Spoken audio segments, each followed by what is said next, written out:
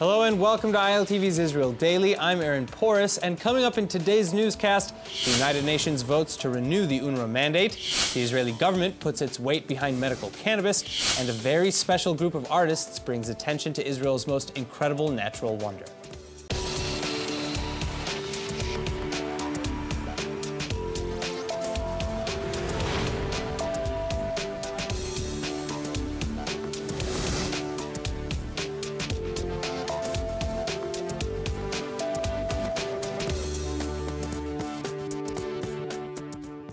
Now, in addition to the EU labeling case, it seems that Israel has just lost another battle in the international arena.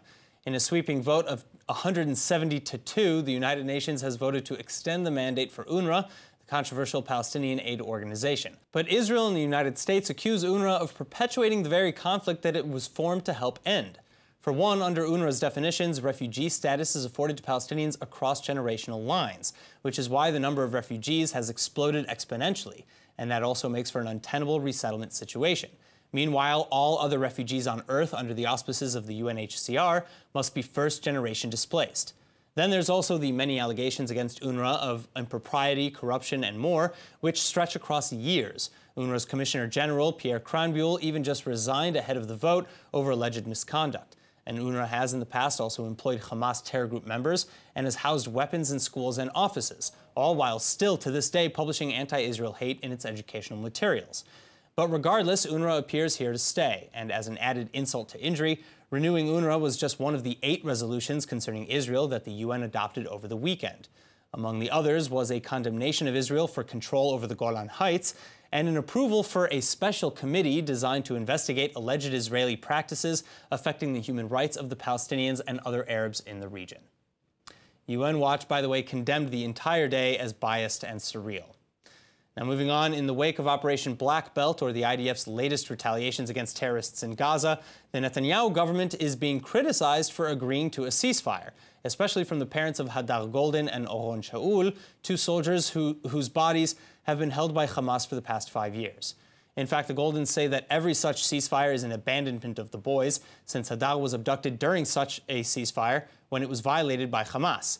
Well, in response, Prime Minister Netanyahu sat with the Goldins and the Shauls at his Jerusalem offices on Sunday, and he updated them on the efforts being made to return the boys. Netanyahu also went on to vow that Israel will never agree to a long-term ceasefire without the return of Shaul and Goldin included.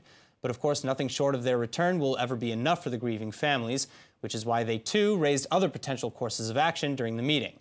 The Prime Minister's office did not, however, reveal any details on the suggestions, only that they will evaluate the possibilities. And then finally, not to forget, soldiers Oron Shaul and Hadar Goldin are not the only Israelis in need of return from the Hamas-run Strip. Civilian citizens Aviram Mengistu and Hisham al-Sayed, both of whom are thought to suffer from mental illness, have also been held captive in Gaza for over 4 years. In other news, with just 2 days left before the deadline, Israel may soon get a coalition. It just might not be the coalition Israelis are hoping for, assuming it's formed at all. Blue and White, or Kachol Lavan party chief Benny Gantz, has just 48 hours in his mandate to form an Israeli government. But he's using every minute in hopes of leading the country in the future and preventing a third election. And negotiators from Kachol Lavan are reporting real progress in coalition talks with the various parties, particularly with Avigdor Lieberman's Israel Beitenu party, which holds key seats in the Knesset. The two discussed issues of religion and state, among other concerns, indicating the possibility of progressing with the right-wing or religious parties too. But still, sources within the Kachol Lavan faction say that the chances of success are slim to none, as getting Lieberman to sign on to a minority government with the Arab list is unlikely, while getting Prime Minister Netanyahu to agree to a centrist unity is even less so. Both Netanyahu and Lieberman even castigated the very idea of sitting with the Arab parties as disastrous for the state, with Netanyahu alleging on Sunday at a rally that the joint list seeks to destroy the country from within. In fact, he asked the crowds to simply imagine a situation in which the Arab parties could kill a military operation like the recent retaliations on Gaza by threatening to leave the coalition and doom the government. President Rivlin, in the meantime, however, is blaming everyone, saying he believes a government can still be formed, but only if leaders put away their personal disagreements. And now joining us for more via Skype on the government's coalition negotiations, please welcome journalist and senior fellow at BICOM, Neri Zilber. Neri, thank you so much for being with us today.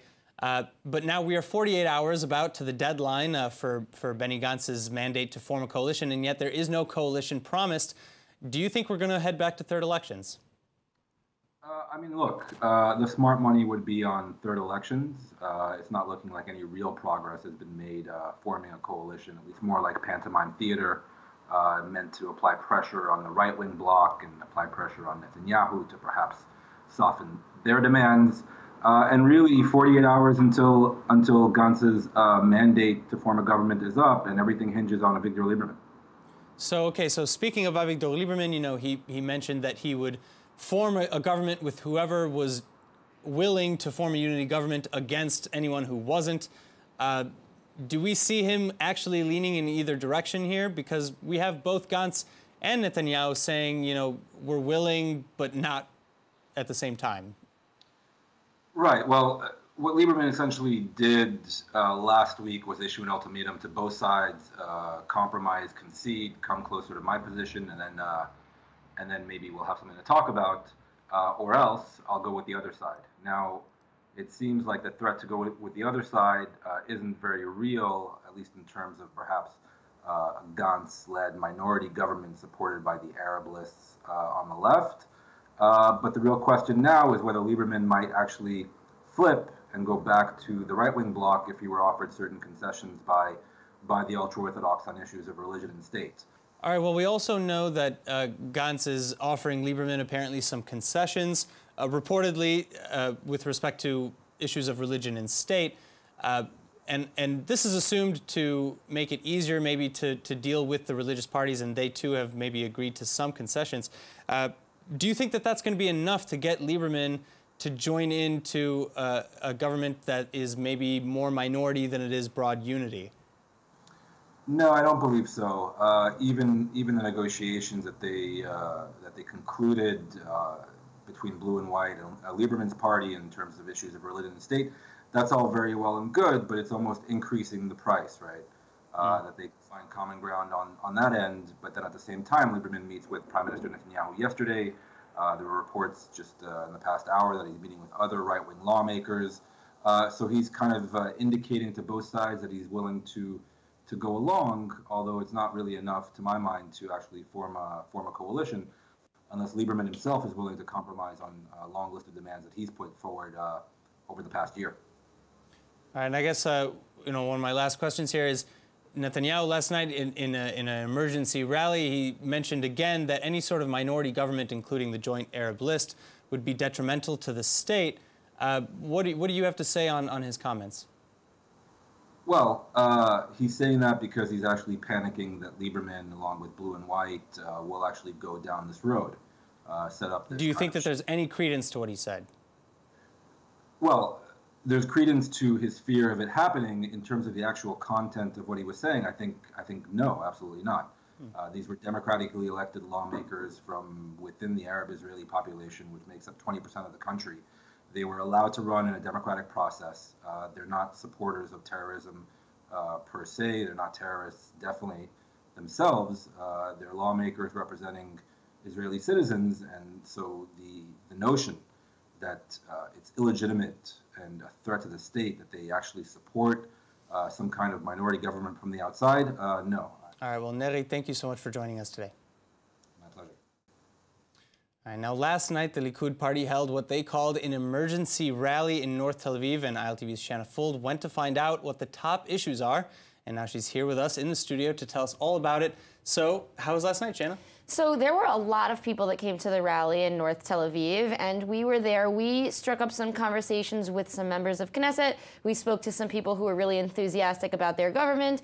But before we get to them, I just wanted everyone to hear from Prime Minister Bibi Netanyahu, who addressed everyone, and he basically said his concerns right off the top. So let's hear from him. All right, let's take a look. ראשי כחול לבן, בני גנץ, גבי אשכנזי, לא אין בוז, תקשיבו. ראשי כחול לבן, גנץ, אשכנזי ובוגי יעלון, החליטו להקים ממשלת מיעוט שתהיה תלויה בחברי הרשימה הערבית המשותפת. כשאני אומר ערבית, אני לא מדבר על ערבים. ערבים יכולים להיות ציוניים ותומכים במדינת ישראל, אבל אלה אינם ציונים, ואלה אינם תומכים במדינת ישראל. ולהיות תלויים בהם בכל עת, אבל בייחוד בעת הזאת, זאת סכנה עצומה למדינת ישראל. Well, those are some pretty strong words. I don't know what was the reaction. Maybe what happened? What else? Well, everyone that were there, clearly they were Likud party affiliates, members, so they were really strong in agreement with him. But there was an example that the prime minister gave of how he believes things might play out if Gantz goes ahead and moves into government with a minority coalition. And let's hear the example that he gave. It was very compelling. Okay. תארו לכם מצב, ראש הממשלה מקבל טלפון, אומרים לו, ראש הממשלה צריך עכשיו מיידית לתקוף שתי מטרות. ואז ראש הממשלה בממשלת מיעוט כזאת יגיד, רק רגע, אני צריך להרים טלפון. והוא מרים טלפון והוא אומר, מר עודה, שתי מטרות זה בסדר? לא, אחת בסדר? כלום? אבל אתה מבטיח שאתה לא מפרק את הממשלה? גם דוקטור טיבי מבטיח? אני קורא לראשי כחול לבן. יש אפשרות להקים ממשלה יחד. יש אפשרות להימנע מבחירות. יש אפשרות לעשות את הדבר האחראי. Well, he certainly knows how to paint a picture. The visuals are so clear there. That's why I wanted our viewers to be able to see that. They were so clear, a little comedic almost, but at the end he wrapped it up. He said, this isn't funny, this is really serious. Yeah, he said, I think, he says, it's like a parody or something. Yeah, he said, it seems like a parody, but this could be our reality. Now, what I wanted to move on to, what people had to say. We spoke with one member of Knesset, and we also spoke with a couple of people who just really seemed to know what was going on in their government. And let's hear what they had to say at this rally. Okay. We think that this will be a disaster to the Israeli state. And that's why we're here, basically to get people to understand that the threat, the way we see it, of a left-wing government that is dependent on the extremist anti-Zionist movement is something that needs to be avoided. How can you run a government when every time they're going to say no to something, you're going to have to do something against, the Palestinians, authorize some actions against, Gaza or whatever, Iran or other place they're going to say no. So what is going to do? All right, well, it's good to hear the voice of the people. Shanna, thank you so much for coming in and bringing that to us. All right, moving back now to the protests in Iran. The tensions are still rising and fast. Citizens of Iran have been blocking roads and setting fires, all to get the attention of government leaders who they say are responsible for their tough economic circumstances. And in particular, the surge in gas prices, which tripled and even quadrupled virtually overnight for the Iranian people just days ago. But during demonstrations, protesters have been injured and even killed by the use of deadly force. And reports say that one of the people killed actually during the violent protests was a police officer as well.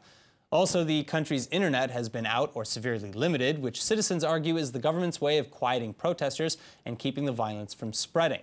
And experts say this is the biggest internet blackout in Iran's history. Well, the United States, for its part, has spoken out condemning Iran's use of lethal force and severe communications restrictions, adding that the U.S. supports the Iranian people in their peaceful protests. Supreme Leader Ali Khamenei, however, called demonstrators thugs and hooligans while acknowledging that something should be done about the price hikes. یقیناً بعضی از مردم از این تصمیم یا نگران میشن یا ناراحت میشن یا به ضررشونه یا خیال میکنن به ضررشونه به هر تقدیر ناراضی میشن لکن آتش زدن به فلان بانک این کار مردم نیست مسئولین هم البته دقت کنن مواظبت کنن هرچه ممکنه از مشکلات این کار کم کنن. Meanwhile, Iran isn't the only one falling into disarray, as Iraq and Lebanon are both undergoing similar conflicts at home. In fact, the Lebanese have been protesting for a month now, calling on their government to improve unemployment and reduce interests at the banks, which they complain are headed by government officials. They also protest Iranian proxy Hezbollah's influence. And then finally, in Iraq, more than 300 people have been killed during riots that have been erupting since October. And the protests similarly began with people calling on the government to help alleviate unemployment and public services. But it grew into a call for tearing down corruption and income inequality. The global industry surrounding cannabis has exploded in recent years to roughly $13.4 billion in 2018, and it's expected to rise to $44 billion by 2024. But given Israel's rich history with the plant, it's no surprise that the Holy Land is at the forefront of the market. And now Israel is investing like never before. It's been 55 years since Israeli organic chemist Professor Raphael Meshulam first isolated the THC molecule, famous for the high that cannabis users describe. And ever since that first discovery, a number of other important firsts were sure to follow. But for the first time in Israel's history, the state is now officially addressing the cannabis sector as a field it wants to develop. The Economy Ministry has just released the White Paper on Israel's medical cannabis innovations, a comprehensive look at the opportunities and benefits of investing in Israel's unique cannabis ecosystem. And it details key players, leading new companies, government regulations, and advances in research, all of which point to Israel as the most attractive place to place capital. Also, this comes just days after Israeli cannabis companies Together and Canatech signed a partnership worth nearly 193 million shekels. The only issue now is bringing the focus back to domestic cannabis issues, as medical patients under the newly reformed health ministry guidelines both pay more and have less access to their prescriptions. Thankfully for at least some patients, however, the court has ordered the health ministry to extend all pre-form licenses until March of 2020, while more patients petition the courts to overturn the new regulations altogether.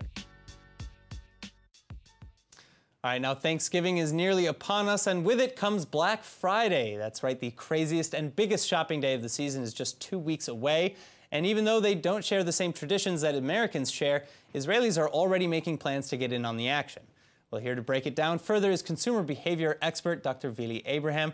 Dr. Vili Abraham, thank you so much for coming in today. It's a pleasure to be here. All right, so what are the biggest deals that Israelis are maybe waiting for? Or maybe even let's go back further. Do Israelis really understand kind of the backstory of Black Friday? Well, I'm not sure. A lot of people don't understand the story, and actually the history dates back to the 1960s when a lot of malls or stores were not able to turn a profit. So it means that in their accounting sheets, they saw a lot of red. So in order to turn it into a profit and make it black, they've come out with these sales. And actually they raked in so much money that it just became a tradition. I mean, it just increases and increases by 10, 20 to 30% every year. Oh, wow. All right, so well, Israelis don't really have that backstory from our perspective, but they're still taking part in the deals. And what are maybe some of the bigger deals that Israelis are hooked on or attracted to? Okay, well, if we look at the items that most Israelis buy, first of all, Black Friday was traditionally intended for people to come into stores, and then Cyber Monday, you know, buy online. But Black Friday has become a big online issue, and a lot of Israelis are buying online. But even a lot of malls are very busy during this time of the year. And the most popular items are clothing, shoes, houseware, gadgets, if we're talking about smartphones or TVs. These are the most popular items if we're looking at purchases that are made, especially online. But in malls, it's mostly clothing, I would say. Wow. And again, you know, are the deals worth it? Because that's the thing I think everybody wants to know. When they go into a Black Friday, they want to know if they're being ripped off or if the deals are actually something to get up off the couch and go into the mall for. Well, you know, it's really hard to know. But coming from the marketing world, I can say that in many cases, not in all cases, but when you see a bargain and it's at 70% off, usually it's not really 70% off, although in some places it might be illegal to do so in certain parts of the United States and Europe. But in other parts of the world, 70% off is really not 70% off. It's maybe 30% off. It's attractive to these customers because there's an issue in marketing which is called the fear of missing out. So you're saying, well, I'm going to miss this. Yeah. I'm going to miss the opportunity to get a 70% off, although you're getting just 30%, and it still leaves a very huge margin to retailers. They make a lot of money. All right, well, I think my final question maybe is, Israelis are such an online shopping force, not just in Black Friday, but in general. Yeah. Is there anything that Black Friday, not Black Friday, but companies on Black Friday are doing different to maybe market towards Israelis? Well, what Israelis are looking for are deals. So there are a lot of discounts happening both online and offline. Last year, in fact, in Israel, offline retailers, brick and mortar stores, were so concerned over online purchases, especially abroad, that they had these deals, 1 hour deal. If you come to our store, let's say from 9 to 10 in the morning, we'll offer you a bigger deal than the one you'll get online. So it's really about price that customers are looking for. And it's also the variety. If we look at the Israeli market, we don't have that many items available if you go to stores, as you know, if you compare it to the United States. So online, big variety and very huge prices, huge discounts, and especially the free delivery thing that is offered by players like Amazon makes it really, really attractive. All right, well, Dr. Abraham, thank you so much, and go shopping, everybody. All right, thank you so much for coming in. Yeah, sure. All right, moving on. Israelis are huge travelers, and you can find them all over the globe. So today we have a couple tidbits about countries that are working with Israel to promote even more travel. So for those looking to update their upcoming travel plans, listen up, because you won't want to miss out on these amazing opportunities. First up is Cyprus, which is working with Israel to create a cruise in the Mediterranean. Now, Cyprus is already a hotspot for Israelis because it's just a cheap 30-minute flight away from home. But there's another Mediterranean country who might now be climbing on board with the cruise lines, and that's Egypt, as Egypt and Cyprus are in their last rounds of talks about the proposal. Starting at the Cyprus port, the ship would move along the sea towards Israel and then towards Egypt, and the Royal Caribbean Cruise Line is one of the potential operators, according to Cyprus's tourism chief. Now for the next item, let's move west towards Ethiopia, as one of the planes from Ethiopian Airlines is newly named the Tel Aviv. And it was apparently supposed to be a secret, to be revealed at a ceremony at Ben Gurion Airport in Israel. But someone with an eagle eye spotted the name painted on the side of the Boeing SC when leaving the Boeing plant in South Carolina. Ethiopian Airlines runs 2 flights per day between Tel Aviv and the country's capital of Addis Ababa. And lastly, a sweet story about an Israeli who created a new website called Travexy for people who travel with disabilities. The site vets hotels and airports for their accessibility, giving details about the amenities and support services offered. And similar to Booking.com or Expedia, the site delivers information but doesn't let you book directly. Also, the site charges a commission on bookings and is currently in the process of expanding to other countries. But the site offers support, like helping a disabled person with a fix or a broken wheelchair. So when you log onto the site, it asks you to specify your disability and list the resources you have and the ones you'll need. And finally, speaking of cool things to do while you're traveling, tourists from all over the world travel to see the lowest place on Earth, known as the Dead Sea. But what many may not know is that the salty lake may in fact be vanishing much quicker than anyone could have anticipated. Well, ILTV's Emmanuel Kadosh is here to tell us all about the Dead Sea Revival Project. Emmanuel, take it away. Hey, Aaron. So the director of the Dead Sea Revival Project, Noam Bedain, has lived his life seeing the great beauty and the unexplored salt formations of the Dead Sea, but he does understand the danger of extinction. So he uses his own time-lapse photography in order to point out diminishing water levels and changes of the formation. Wow, and it's truly such a shame that not more people, honestly, are trying to do something about this. Right. You know, because in a lot of people's eyes, the Dead Sea is considered to be the 8th wonder of the world. Definitely. And it's crazy to think that in 2050 it might be gone. Exactly, but at least we have Bedain working tirelessly to raise awareness. He has been documenting these changes in the Dead Sea since 2016 and has traveled the world presenting his findings, as well as shares them with Israeli scientists and with the Dead Sea Research Institute. He even exposed Dead Sea content through interactive virtual reality to marine scientists from around the world, which is huge. That's really cool sounding. So has anything been done with all that so far, though? Well, it's definitely been a work in progress. However, Bedain collaborated with NASA, which actually took interest in the evidence of life in the Dead Sea in connection with Israel, with its research of possible life on Mars, which is pretty huge in and of itself. And other than that, Tel Aviv Arts Council director Ari Fruchter and Bedain will launch an international Dead Sea photo competition for the 50th annual Earth Day. All right, so they're making a very conscious effort to raise awareness of the Dead Sea and its potential evaporation. I actually also read reports recently that they're planning on opening up like the first physical contemporary art museum at the Dead Sea. Yeah. Which I'm extremely excited to go check out when it opens up. But yeah, thank you so much, Emmanuel, for telling us about this update. Of course. All right, now let's take a look at the weather forecast. Tonight should be partly cloudy and cool with average lows around 55 or 12 degrees Celsius. Then tomorrow you can expect partly cloudy skies and a slight drop in temperatures as the average high sits at about 75 or 24 degrees Celsius. And that's it for today's news. Today's exchange rate is 3.47 shekels to the American dollar. For more news from ILTV, please like ILTV on Facebook and follow us on Instagram. I'm Aaron Porras, and thank you so much for watching.